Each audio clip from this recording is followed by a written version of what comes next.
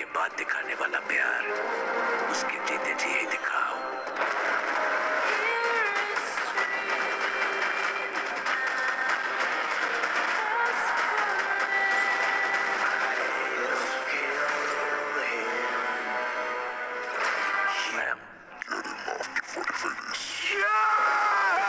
Hello friends, आज म यस्तो मुभीको बारेमा कुरा गर्न गइरहेको छु जुन मुभी रिलिज भयो भने सायद अब बलिउडमा सबै रेकर्डहरू ब्रेक हुन सक्छ।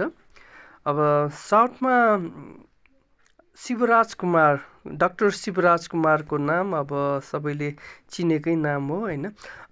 साउथमा धेरै फेमस एक्टर हुन् शिवराज कुमार।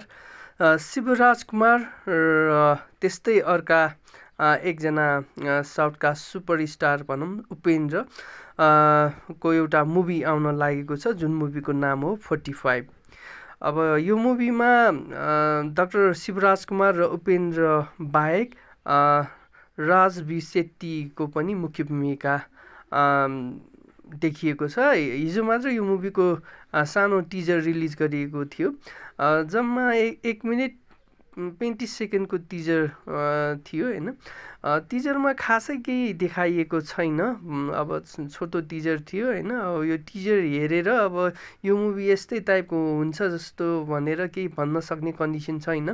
तर शिवराज कुमार, उपेन्द्र, राजबी शेट्टी अब यिनीहरू यस्ता साउथका यस्ता एक्टर हुन् जुन अब हरेक मुभी युनिक तरिकाको मुभीहरूमा युनिक तरिकाको रोलहरू प्ले गर्ने, युनिक तरिकाको मुभीहरू बनाउनमा यी एक्टरहरू अब अगाडि छन् भनौँ न। अब मैले राजबी शेट्टीको जम्मा अब टोबी भन्ने मुभी, टोबी अनि अर्को एउटा मुभी हेरेको थिएँ हैन।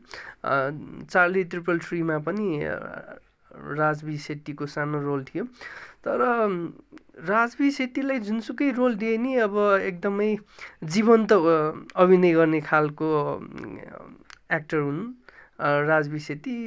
1-2 मुभी हेर्दाखेरि नै म राजबी शेट्टीको फ्यान भइसकेको थिएँ हैन।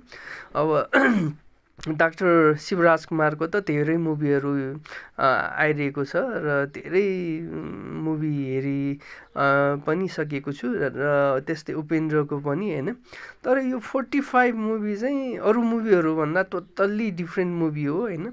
यसमा चाहिँ के देखाउन खोजिएको जस्तो मलाई लाग्छ कि अब मरिसकेपछि मान्छेको अब के हुन्छ त हैन, मरिसकेपछि के हुन्छ मान्छेलाई भन्ने कुराहरू देखाउन खोजिएको जस्तो मलाई लाग्यो यो टिजर हेर्दाखेरि। किनकि यसमा मान्छे मरेको देखाइएको छ, मरेपछि हैन त्यसलाई अब जलाइएको हैन, पक्कै पनि नर्कमा लगेर हैन जलाएको, यो सब कुराहरू पाप गरिसकेपछि नर्कमा लगेर के कस्तो दण्डहरू दिन्छ त्यस्ता कुराहरू देखाउन खोजिएको जस्तो गरी देखाइएको छ यो मुभीको टिजरमा।